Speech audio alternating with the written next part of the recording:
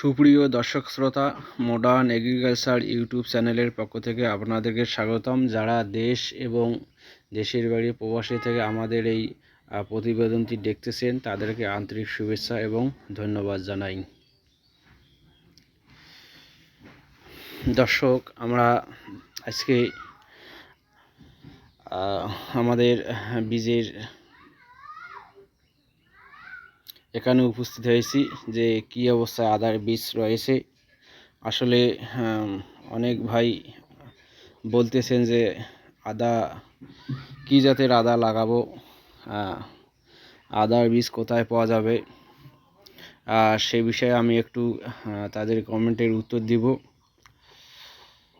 আপনারা অবশ্যই আদার বীজ আপনারা কোথায় পাবেন, থাইল্যান্ড আদার বীজ আপনারা কোথায় পাবেন, ভালো বীজ আপনারা কোথায় পাবেন, সেই বিষয়ে একটু আপনাদের লক্ষ্য রাখতে হবে।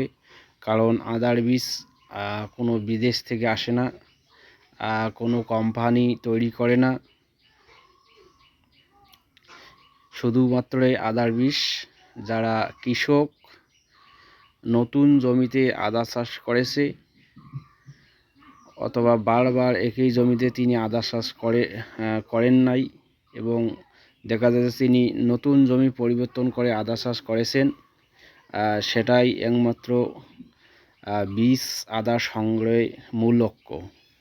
কারণ বীজ আদা দেখা যাচ্ছে যে এক জমিতে বারবার আদা চাষ করছে, সে জায়গায় কিন্তু বীজ আদা সংগ্রহ করা যাবে না। হয়তো তারা ওই জায়গাটার পরিবর্তন নতুন এক জায়গায় তিনি নতুন হঠাৎ করে লাগাইছে, সে জায়গায় কিন্তু আপনারা অবশ্যই বীজটি সংগ্রহ করবেন। আদার বীজ আপনারা জানেন এইখানে গুরুত্বপূর্ণ একটা বিষয়। বীজ যদি ভালো হয় অবশ্যই ফলন ভালো হবে, গাছ পচে যাবে না। এই দিক দিয়ে একটু অবশ্যই সুবিধা পাওয়া যাবে দর্শক।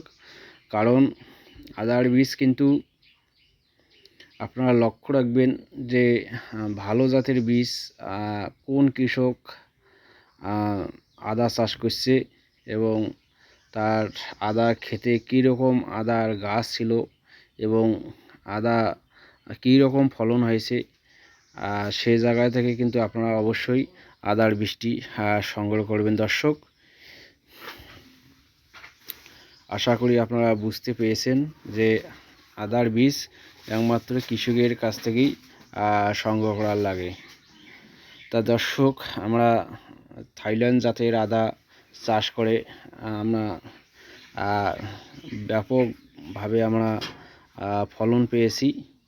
আমরা একটু আপনাদেরকে মোটামুটি দেখাবো যে আমাদের থাইল্যান্ড জাতের আদা মোটামুটি কী পরিস্থিতিতে রয়েছে।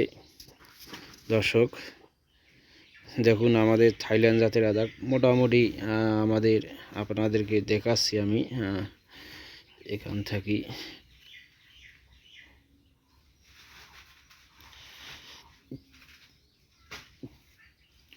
না দর্শক, দেখি আমরা একটু দেখাবো আপনাদেরকে যে আমরা দেখুন থাইল্যান্ড আদা মোটামুটি আমরা সাব আকারে এখানে আঁকছিলাম। এই যে বীজ আদার গুণ দেখেন দর্শক, বীজ আদার কিন্তু প্রত্যেকটায় রংক্রুদ গেম হয়েছে এবং আমাদের থাইল্যান্ড আদার দেখুন কীরকম ফলন। অনেক কিন্তু ক্যামেরায় তেমন একটা ভালো দেখা যাচ্ছে না দর্শক, বাস্তবে কিন্তু থাইল্যান্ড আদা চোখে দেখলে, নিজের চোখে দেখলে কিন্তু সরাসরি দেখলে কিন্তু ভালোই লাগে, কিন্তু ক্যামেরার মধ্যে তো তেমন একটা ভালো দেখা যায় না। তবুও আমরা ভালোভাবে দেখানো চেষ্টা করতেছি দর্শক। মোটামুটি এগুলা লাগানোর একবারেই উপযোগী হয়েছে দর্শক থাইল্যান্ড জাতের আদা। সবচেয়ে মোটামুটি আমি উচ্চ ফলনশীল আদার জাত হিসাবে বিবেচনা করতেছি যে এটি একটি ভালো জাতের আদা। কারণ এই আদা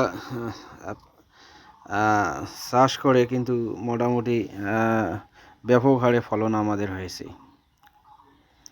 আশা করি আপনারা যারা ভাবছেন যে বীজ আদা আমরা কোথায় পাবো, বীজ আদা অবশ্যই আপনারা যারা চাষ করছেন যে কৃষক তারা সেখান থেকে অবশ্যই সংগ্রহ করার চেষ্টা করবেন। কারণ আদা চাষের সবচেয়ে গুরুত্বপূর্ণ দিক হচ্ছে ভালো বীজ হলে অবশ্যই আপনারা ভালো ফলন অবশ্যই পাবেন। দর্শক, আমরা আরেকটু দেখানোর চেষ্টা করতেছি। দর্শক, এই যে আমাদের বীজ আদার গুণ দেখেন।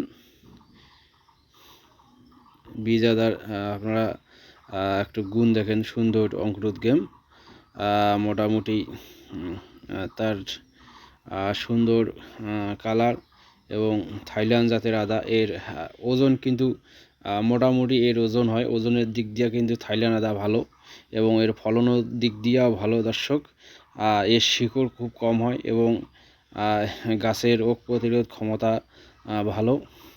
সব দিক দিয়ে কিন্তু এর একটু মোটামুটি ঝাঁস, কিন্তু এর ঝাঁসও খাইতে কিন্তু এর একটা সুগন্ধি সেন আছে এবং এর ঝাঁসও কিন্তু এর খুব মোটামুটি একটু ঝাঁসালো লাগে এই থাইল্যান্ড জাতের আদা।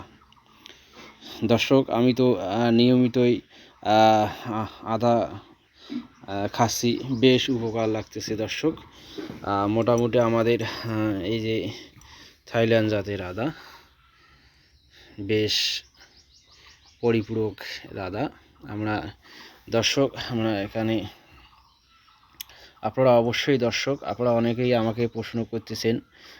আপনারা জানেন দর্শক, আমি দূর দূরান্ত বাংলাদেশের যে কোনো প্রান্তে আমাদের কাছ থেকে কিন্তু অনেক কৃষক বীজ সংগ্রহ করেছেন।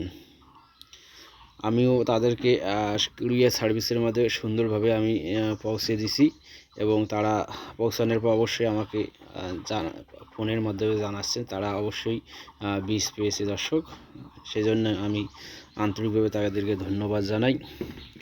তা অবশ্যই দর্শক, আপনারা যারা ভালো জাতের আদা চাষ করছেন, উচ্চ ফলনশীল আদার জাত, আপনারা অবশ্যই সে জায়গা থেকে কিন্তু আদার বীজ অবশ্যই কিন্তু সংগ্রহ করবেন। কারণ আদার বীজ বাজার থেকে কিনে নিয়ে আসবেন, আদার গাছ পচে যাবে এবং আদার তেমন একটা ফলন হবে না।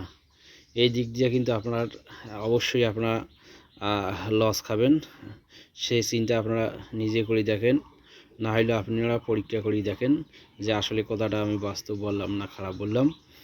ধন্যবাদ দর্শক, আপনারা ভালো থাকবেন আর সুস্থ থাকবেন এই কামনা করি। আমি এই পর্যন্তই ভিডিওটি এখানে সমাপ্ত করতেছি। অবশ্যই ভিডিও যদি আপনাদের ভালো লেগে থাকে অবশ্যই লাইক, শেয়ার, কমেন্ট, সাবস্ক্রাইব করবেন। ধন্যবাদ।